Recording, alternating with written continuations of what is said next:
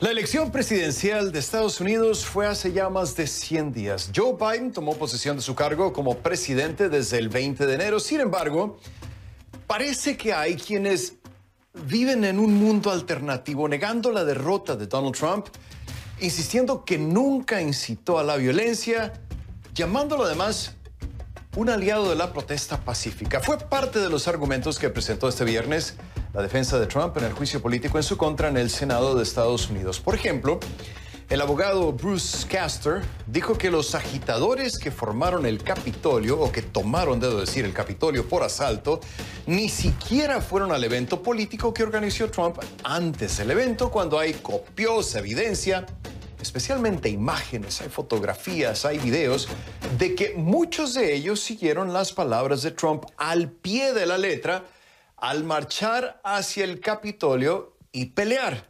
También dijo que hubo un descenso dramático en el número de papeletas electorales rechazadas en el estado de Georgia, algo que también es falso.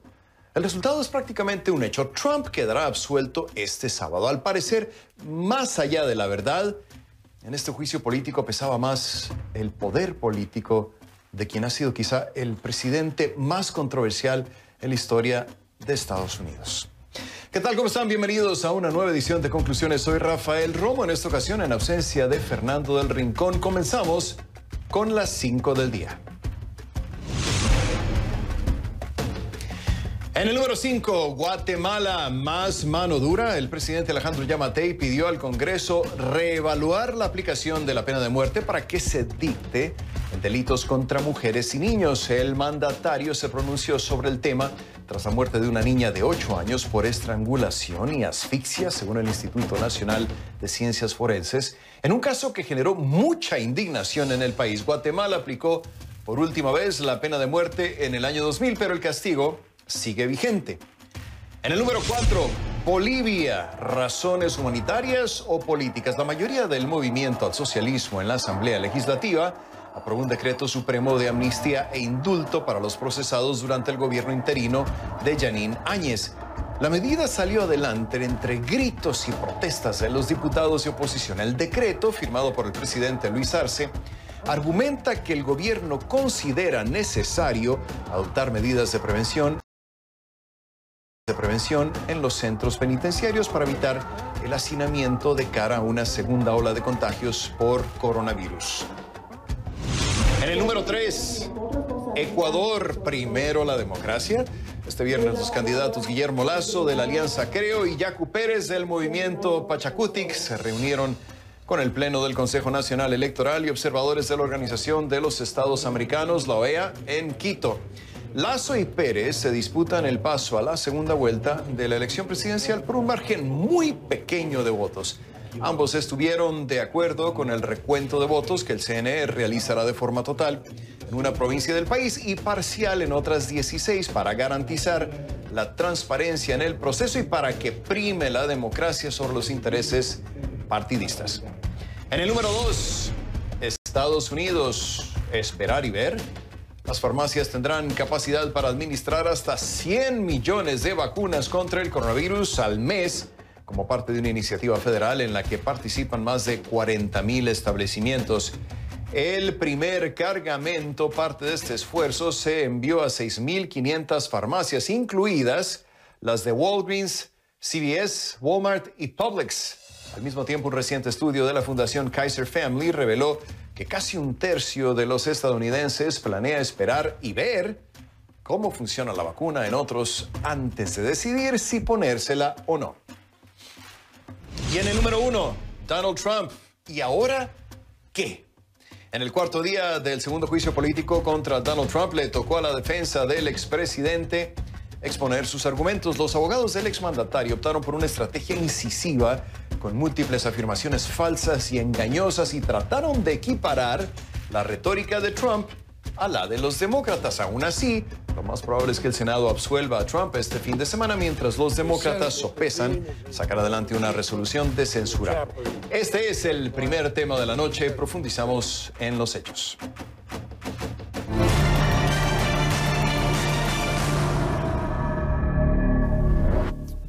Les pido que a partir de este momento me acompañen utilizando la etiqueta numeral #ConcluTrump. Numeral #ConcluTrump. Recuerden que recibo todos sus comentarios a mi cuenta en Twitter, @RafaelRomoCNN.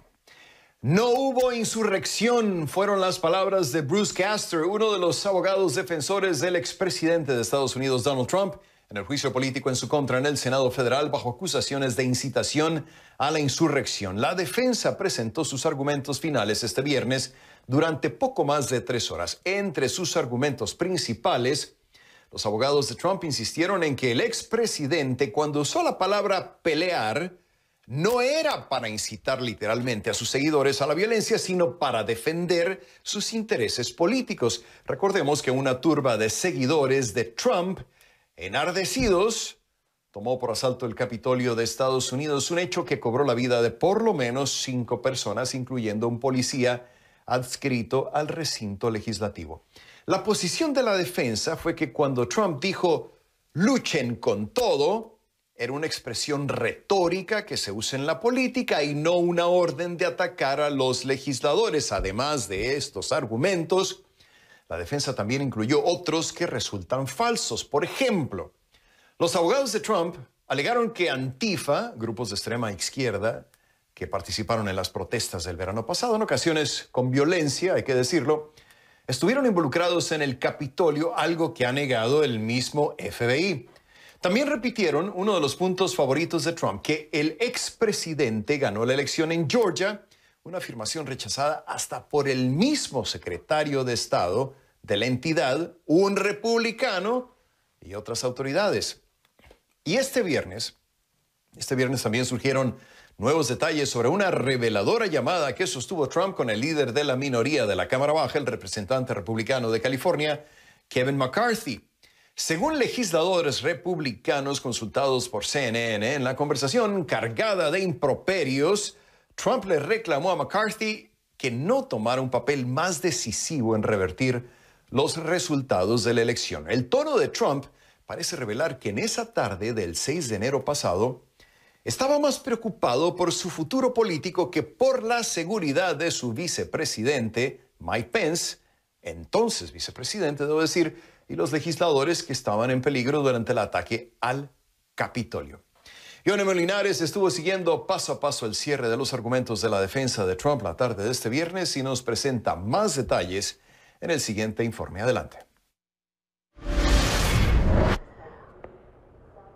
Hola Rafa, la defensa tuvo un poco más de 3 horas para presentar su caso protegiendo al presidente Donald Trump de este cargo de incitar a la insurrección. Y lo que esencialmente en esas 3 horas la defensa se enfocó fue en el discurso del 6 de enero, ese que se dio antes de que la turba se acercara al Capitolio y de forma violenta asaltara esta instalación.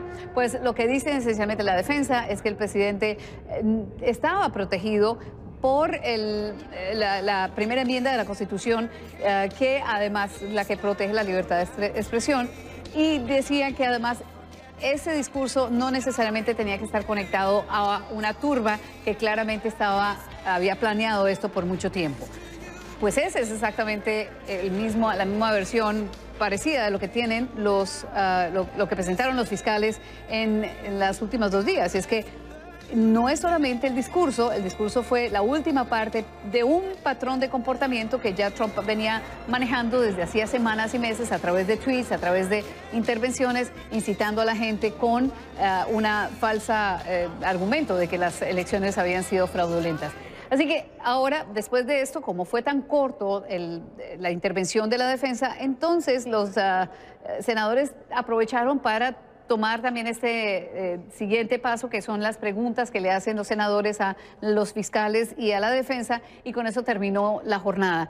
El sábado será entonces, este sábado se espera que sea el voto final. Hay varias etapas y entre ellas sería votar por la presentación de testigos. Hasta el momento se espera que no haya o que el voto sea en contra de llamar a testigos, de lo contrario eso podría extenderse. Pero este viernes CNN reveló que una congresista republicana en la Cámara de Representantes le confirmó a CNN que el mismo 6 de enero hubo una llamada y una conversación muy tensa que subió muchísimo de tono entre el presidente Donald Trump y el líder republicano aquí en la Cámara, Kevin McCarthy.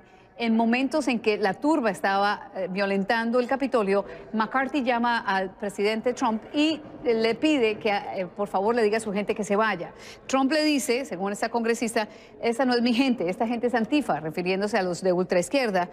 McCarthy, el líder republicano, le dice no es Antifa, y Donald Trump le responde, bueno, parece que esta gente está más interesada en la elección que tú, porque recuerda que todo el 6 de enero fue el día en que los congresistas estaban contando los votos del colegio electoral. Era la última opción que Trump veía para bloquear ese proceso y evitar que Joe Biden fuera confirmado como presidente. Pero en ese momento y después de toda esa conversación acalorada, Kevin McCarthy le dijo, ¿y con quién? Una vulgaridad, cree que estás hablando o con quién crees tú que estás hablando en este momento. Y esta confirmación pues muestra que no solamente esta congresista, habían otros congresistas que sabían de esta conversación. Se revela el día de hoy. La gran pregunta es, ¿qué impacto puede tener esto para este sábado? Vamos a ver, porque esto sería llamar testigos y dilatar el asunto, pero también hay que ver que hay un asunto muy especial, algo que dijo el fiscal de la Cámara de Representantes, es que el Senado está sentando un precedente para evitar que, aunque falten horas para que alguien termine una presidencia, que no deje de ser castigado por haber cometido un delito. Y ese es el punto y ese es el momento histórico en el que se encuentra el Senado. Vamos a ver qué puede ocurrir este sábado. Se espera que este voto sea el final de este proceso y por ahora todo indica que Trump podría ser absuelto. Vamos a ver, Rafa. Bien, gracias, Yone Molinares, con el reporte desde Washington. En efecto, podría ser absuelto Trump a pesar de todos los argumentos bastante poderosos, por cierto, que se han presentado en este juicio político. Y bien, vamos a pasar con el primer invitado de esta noche. Quiero darle la bienvenida al abogado constitucionalista Rafael Peñalver, quien también es experto en temas jurídicos y electorales y nos acompaña en vivo desde Miami. Como siempre, abogado, un placer tenerlo en el programa. Bienvenido, gracias por estar con nosotros en esta noche de viernes. Supongo que estuvo siguiendo muy de cerca los argumentos y quería empezar pidiéndole que nos dé su lectura sobre lo que ocurrió este viernes. No me sorprende, honestamente, he estado en muchos juicios, de juicios normales, es decir, juicios penales, juicios civiles, pero aquí hay que recordarle a nuestros televidentes, abogado, que se está haciendo historia porque es la primera vez que se enjuicia políticamente a un presidente por segunda vez. Solo con decirlo uno se confunde. Y un juicio político es diferente a un juicio penal. ¿Qué lectura le dio usted al procedimiento en el Senado, abogado? Bienvenido, lo escucho. Bueno, muchas gracias. Primero, buenas noches a ti, mi tocayo, y a todos los televidentes en todas partes del mundo. Estamos viviendo, como tú has dicho, momentos históricos. Y lo que ha sucedido en el Senado los últimos 3 días es algo insólito. Se ha podido demostrar paso por paso cómo fue la intención del presidente Trump en todo momento tratar de evitar que se contaran los votos. ¿Por qué? Porque la votación del pueblo americano había ido en contra de él. Y entonces él primero trató de posponer la elección. Después, cuando se dio cuenta que Biden tenía más de 7 millones de votos delante de él, empezó a llamar a los estados para que revirtieran los votos de esos estados. Algo totalmente ilegal. Y ya cuando ya perdió todo, entonces acudió al vicepresidente Pence pidiéndole que no aceptara los votos de 3 estados, de Arizona, Pensilvania y Georgia, para que no tuviera Biden los votos electorales suficientes para que fuera certificado como el ganador de la elección. Entonces, ya cuando eso le falló, acudió a tratar de evitar que se contaran los votos electorales, enviando aquella turba al Capitolio. Es algo que se ha comprobado en una forma muy eficiente por parte de los abogados y de los líderes, los managers demócratas. Hoy tuvo la respuesta el expresidente Trump. Los abogados no entraron en los hechos, sino empezaron a argumentar sobre que era inconstitucional el presentar estos cargos contra una persona que ya no estaba en la Casa Blanca. Algo que tampoco es algo absurdo, porque el proceso del impeachment, cuando más hace falta, es precisamente en los últimos días de una presidencia, para evitar que se haga lo que Trump trató de hacer. Es básicamente un golpe de Estado, apoderarse del poder a pesar de que había perdido el voto popular. Así que ese argumento no tiene mucha base, pero es el argumento que van a utilizar los republicanos para no entrar en los hechos, sino decir, bueno, este es un caso que nunca se debió haber presentado y por lo tanto yo voto a favor del expresidente porque estamos en un proceso que no es legal. Muy lamentable. Abogado. Muy lamentable. Sí. ¿Se vale mentir, abogado? Porque por lo menos dentro de lo que yo pude ver, hubo dos mentiras bastante grandes de parte de la defensa de Trump. La primera, volvieron con la cantaleta de que el estado de Georgia lo ganó Trump, que hubo rechazo de papeletas, más grande en la historia. Los mismos republicanos en este estado, que son partidarios de Trump, han dicho que no pasó así, entonces fue una gran mentira. La otra no es tan clara, no es tan burda, pero igual sigue siendo, si no falso, por lo menos sí es algo que no se puede comprobar a ciencia cierta, y es que las palabras que utilizó Trump no incitaban literalmente a la violencia. ¿Se vale que un abogado defensor haga esto, sobre todo en un escenario tan visto como es el Senado de Estados Unidos? Es algo muy lamentable, penoso, pero más penoso es el hecho de que solamente se esté hablando de lo que ocurrió el día 6 de enero, cuando el 6 de enero fue la culminación de un proceso que, te repito, comenzó antes del día de las elecciones y todo era un proceso designado y bien planificado para que no se contaran los votos, para que si él perdía el voto popular, entonces permanecer en el poder a base de la fuerza. Repito, un golpe de Estado, y por eso es tan lamentable que los senadores republicanos, por miedo a perder las primarias, y los líderes republicanos, como el senador McConnell y el representante McCarthy, que como tú bien dijiste, el mismo andando aquella crisis, en el medio de aquella crisis, llamó al presidente Trump y Trump no le hizo caso, le colgó el teléfono al final. Así que aquí hay otro factor, que es el factor de la forma en que el presidente, en el medio de aquella crisis, en el medio de la usurpación en el Capitolio, donde murieron 5 personas, pasaron 3 horas antes de que él llamara a la Guardia Nacional. ¿Por qué? Porque él quería que aquello pasara.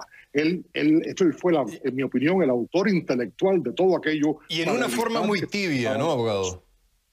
En una forma muy tibia, pero mira, yo creo que estamos viendo aquí la fracturación del Partido Republicano.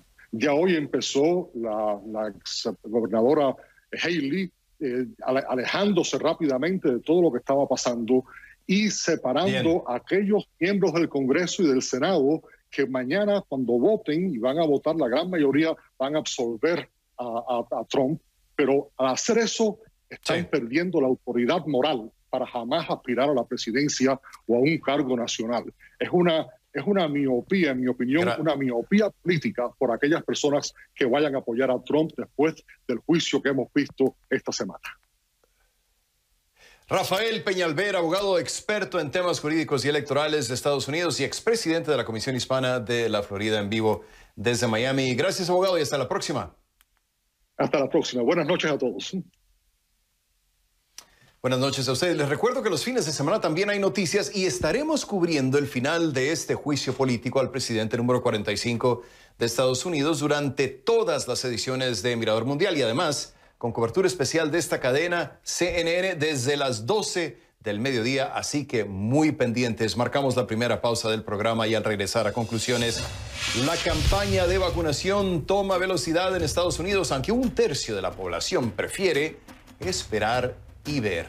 Y más adelante, piden justicia en Honduras. Se da una nueva jornada de protestas para exigir el esclarecimiento de la muerte de la estudiante Keila Martínez. Regresamos enseguida con más aquí en Conclusiones.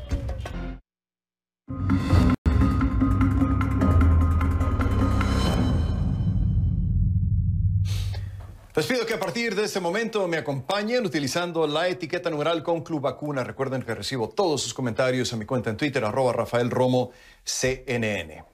La vacuna contra el coronavirus ya está disponible y administrándose en más farmacias en Estados Unidos, gracias a un programa federal en el que eventualmente participarán más de 40,000 establecimientos. Las farmacias tendrían la capacidad de vacunar a 100 millones de personas al mes cuando haya disponibilidad de vacunas. Por lo pronto, en la primera fase de esta iniciativa se envió 1 millón de dosis a 6,500 farmacias del país, incluyendo algunas de Walmart, Publix, Walgreens y CVS. Las vacunas que se envían directamente a las farmacias son adicionales a los millones de dosis semanales que el gobierno federal distribuye a los estados. Ana María Mejía nos tiene los detalles del cargamento que recibió la Florida en el marco de esta iniciativa. Veamos. Inició este viernes a las 9 de la mañana la vacunación en diversas farmacias y también tiendas minoristas en el estado de la Florida, lo que hace parte de un esfuerzo del gobierno nacional de enviar 1 millón de dosis en todo el país. Pues de este millón de dosis, 40,000 llegaron al estado de la Florida y se sumarán a las 325,000 que ya se estaban distribuyendo semanalmente. En cuanto a Walmart y Sam's Club, por ejemplo, han dicho que en todo el país serán 1,000 las farmacias que estarán distribuyendo la vacuna en 22 estados exactamente. Aquí en el estado de la Florida serán 119 tiendas en 34 condados. Pero no solo serán Walmart y Sam's Club, también entre otros están Publix, que ya venía distribuyéndola y que tenía en total 324 instalaciones donde estaban distribuyendo la vacuna. Se sumaron 269 más en todo el estado. También está Winn-Dixie con 43 ubicaciones y así sucesivamente algunos pequeños minoristas que también la están distribuyendo, como por ejemplo Fresco y más. ¿Cuáles son los requisitos para poderse poner la vacuna en estos lugares? Pedir una cita, ser mayor de 65 años, que es el requisito aquí en el sur de la Florida, y ser miembro de o staff, digamos, de los equipos de salud de primera línea. No necesita prescripción médica en ningún sentido, que era algo de lo que mucha gente estaba hablando que quizás se podía necesitar. Muy bueno, porque para las personas que vivimos cerca aquí, si teníamos que ir al Nantao, un lugar de eso era muy incómodo, más cuando se tiene la edad que tengo yo. Está ansiosa, con ganas de ponerse la vacuna. ¿Cómo ha sido ese proceso para usted? Bueno, esperando y esperando por ellos, que han sido los que me han resuelto todo. Mis hijos, porque yo ya tengo 90 años.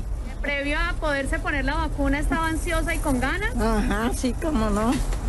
Hay que siempre estar en la línea para la protección del Señor. Pero ¿cómo se escogieron lugares como este? Tres cosas fueron tenidas en cuenta. Uno, la densidad de población. Otro, las tasas de infección. Por ejemplo, aquí en este Walmart de Hialeah es una de las ciudades donde más infectados por coronavirus desde que empezó la pandemia hay en el condado de Miami-Dade y por consiguiente en el estado. Así que por eso fue elegido este Walmart. Y una tercera, quizás las comunidades desatendidas. Así que con esto inicia este esfuerzo aquí en el condado de Miami-Dade, en el estado de la Florida y también en todo el país, de aumentar la cantidad de dosis que son distribuidas, no solo diariamente, sino también semanalmente. Esta es toda la información desde Miami.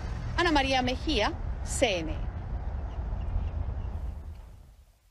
Bien, gracias Ana María Mejía. El doctor Anthony Fauci, el principal epidemiólogo del país, estima que para mediados o finales del verano, el verano boreal, la mayoría de la población podría estar vacunada en Estados Unidos. Sin embargo, un nuevo estudio de la Fundación Kaiser Family reveló que casi 1/3 de los estadounidenses dice que planea esperar y ver cómo la vacuna funciona en otras personas antes de decidir si ponérsela o no.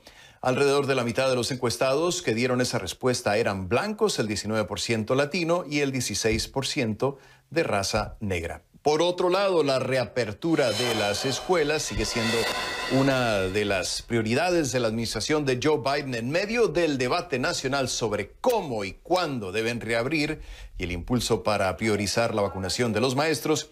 Los Centros para el Control y Prevención de Enfermedades, los CDC, publicaron este viernes las nuevas directrices para la reapertura de los centros educativos basadas en estas 5 estrategias para la mitigación del COVID-19. Vamos a ver cuáles son precisamente esas estrategias inmediatamente. El uso universal y correcto de mascarillas es la primera. El distanciamiento físico el lavado de manos también, la limpieza de las instalaciones y mejora de ventilación.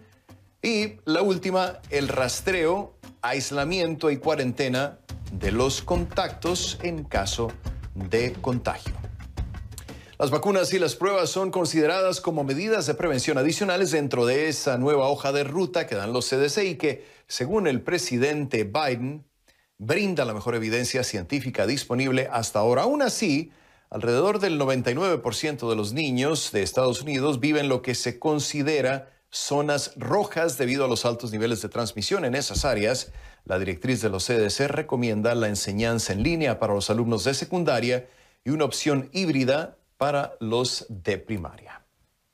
Vamos ahora con mi siguiente invitado sobre este tema. Quiero darle la bienvenida al doctor Elmer Huerta, experto en salud pública y colaborador de CNN, quien nos acompaña desde Washington. Como siempre, un gran gusto saludarlo, doctor. Bienvenido al programa. ¿Qué tal? ¿Cómo está en esta noche de viernes, doctor?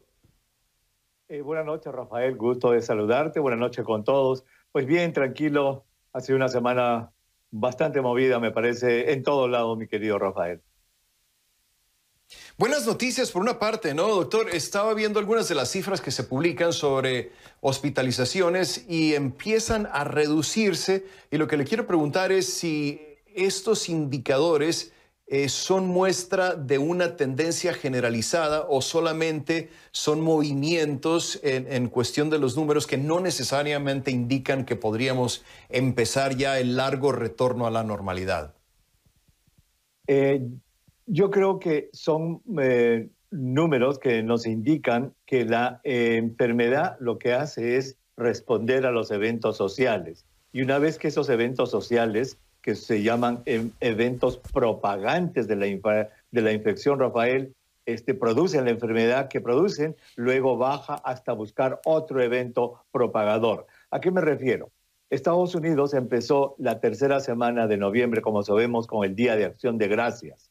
Eso provocó muchísimas reuniones familiares, muchísimas reuniones sociales. Luego vino el mes de diciembre, que como sabemos, no solamente es la Nochebuena, el 24 y el 31, el Año Nuevo, sino los fines de semana que preceden a estas dos importantes fechas estuvieron llenas. Entonces, fíjate que fueron 6 o 7 semanas de constantes eventos de propagación de infección.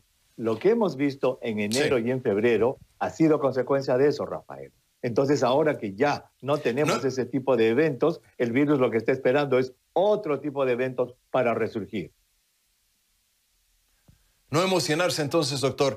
Hay una pregunta recurrente que nos ha llegado a nuestra producción y realmente está un poco fuera de su área de experiencia, doctor, pero probablemente, como usted está más metido en la cuestión de salud pública, nos puede responder. Hay mucha gente que nos pregunta si el estatus legal de una persona en Estados Unidos tiene que ver con el hecho de que tenga el derecho o no de recibir una vacuna. Hemos visto, por ejemplo, en estados como la Florida, que se dio el fenómeno de lo que se llama el turismo médico, es decir, venían personas de otros países que no necesariamente tienen un estatus legal más allá del turismo en Estados Unidos, que estaban recibiendo la vacuna. Pero en términos generales, doctor, ¿sabe usted si el estatus legal le podría impedir a una persona recibir una vacuna?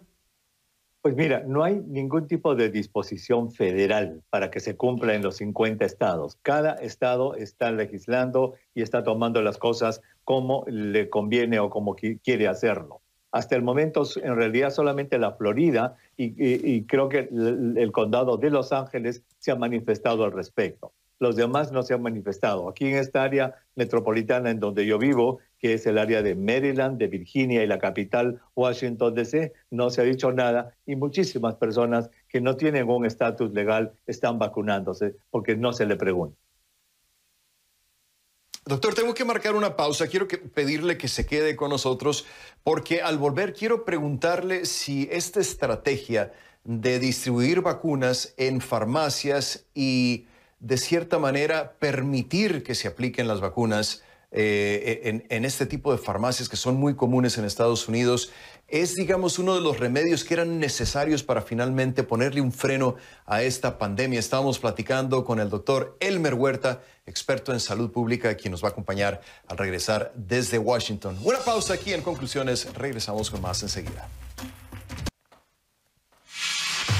Nicaragua es uno de los países de América Latina que aún no ha empezado a vacunar a su población contra el coronavirus. La ministra de Salud, Marta Reyes, señaló en entrevista con una televisión local que el gobierno priorizará a los trabajadores de la salud, los ancianos y los pacientes crónicos. Sin embargo, Reyes no dio detalles sobre cuándo llegará la vacuna al país. Nicaragua debe recibir un envío inicial de 540,000 vacunas de AstraZeneca dentro del mecanismo COVAX de la Organización Mundial de la Salud. El establecimiento y divulgación de un plan de vacunación ha sido una demanda constante de decenas de asociaciones médicas debido a la exposición del personal de salud. Volvemos.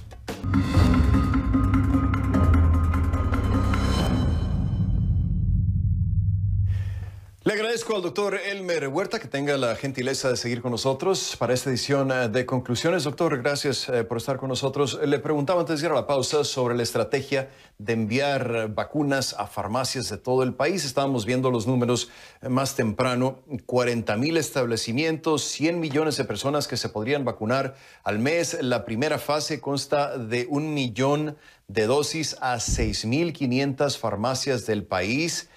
¿Era este el remedio que se debería de haber aplicado hace mucho tiempo? ¿Y hay algún factor que podría resultar contraproducente en esta estrategia, doctor?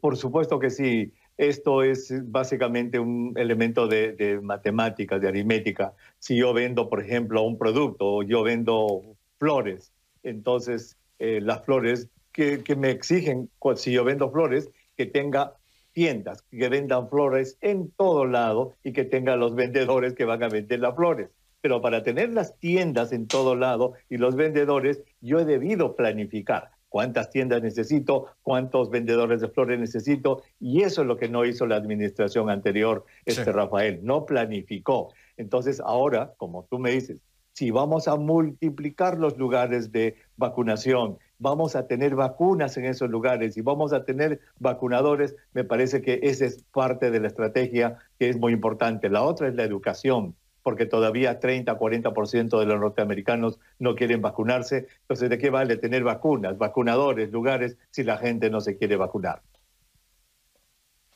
Sí, ese es un punto muy bueno porque estábamos viendo anteriormente que hasta 1/3 de la gente en Estados Unidos no se quiere vacunar porque tiene sus dudas todavía.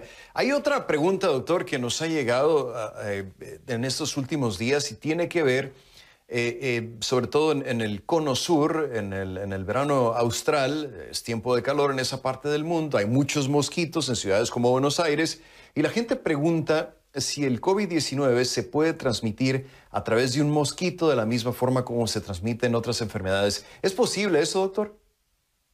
Muy buena pregunta y la respuesta es no. Cada virus tiene su manera de transmisión, eso se llama tropismo en medicina, y el tropismo de este virus es respiratorio, ni siquiera por la vía oral como lo hemos hablado tantas veces. Entonces, no es por vía sexual, no es por vía oral, no es por vía sanguínea, este es un virus respiratorio, Rafael.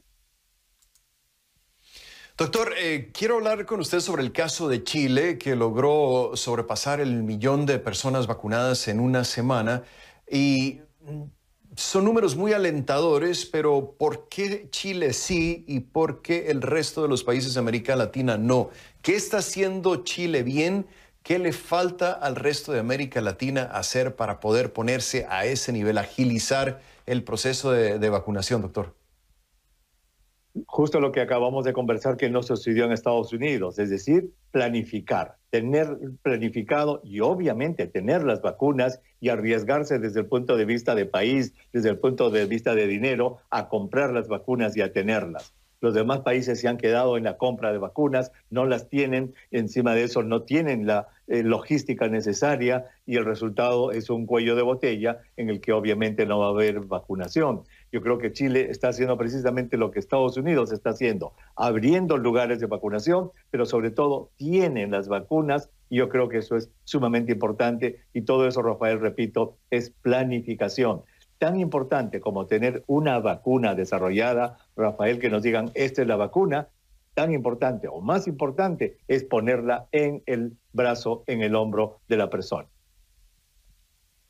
Como siempre, le agradezco su perspectiva y conocimiento y que esté dispuesto a compartirlo con todos nosotros al doctor Elmer Huerta, experto en salud pública y colaborador de CNN, quien nos acompañaba desde Washington. Doctor, buen fin de semana, un placer. De igual modo, Rafael, hasta la próxima. Muchas gracias. Cuidémonos bastante, estamos todavía en plena pandemia. Chao. Sí, gracias por recordarlo. Regresamos con más después de una breve pausa aquí en Conclusiones. Soy Rafael Romo. Volvemos.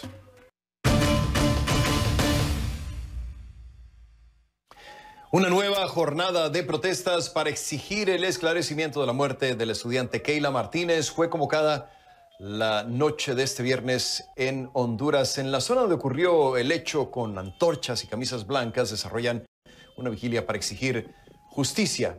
Elvin Sandoval está en el lugar, ahí en La Esperanza, departamento de Intibucá, al occidente de Honduras, para informarnos sobre lo que ha estado ocurriendo.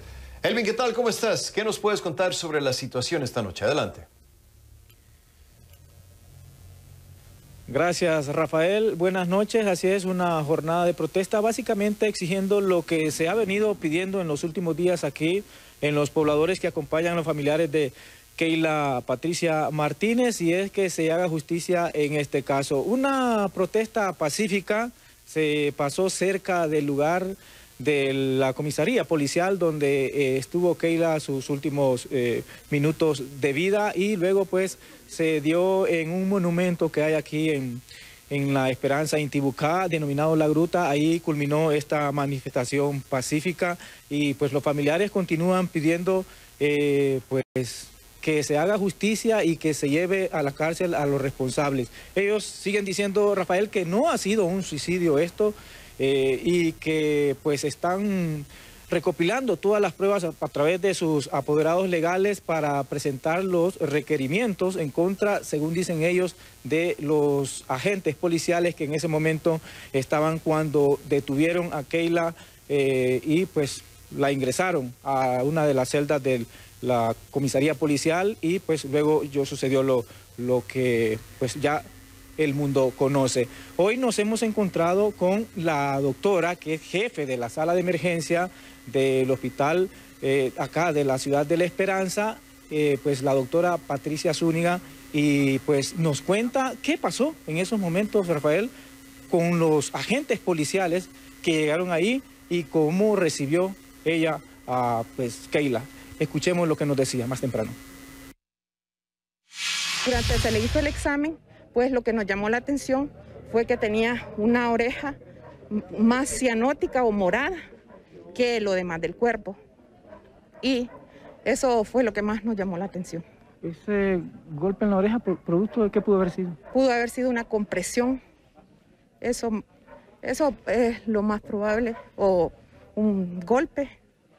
No les sabría decir. Hay varios factores que pudieron provocarle. ¿Una compresión sobre algún objeto? Sobre algún objeto. O sí, eso, una compresión. ¿Los policías preguntaron en el momento, o ustedes le consultaron a los policías el tiempo de muerte? No, ellos más bien cuando les dijimos, pero ven que ella ya está muerta, ellos preguntaron, ¿hace cuánto tiempo cree que murió? Ellos fueron los que preguntaron. Ellos dijeron no saber nada. ¿Qué otras características presentaba Keila? ¿Su ropa o algo extraño a un deceso normal? Bueno, ella sí, se podía ver su ropa interior. Su pantalón estaba bajado, que se podía ver su ropa interior. Y tenía lodo en su espalda. Rafael, pues este caso está abierto. Ya los agentes de la policía que estaban en esta estación policial ya han sido puestos, como lo ha reiterado la Secretaría de Seguridad en un comunicado, pues a disposición de las autoridades de la Fiscalía. Se han iniciado un proceso de exámenes con ellos, pero hasta este momento, Rafael, no hay ninguna persona acusada en torno a este caso. Rafael.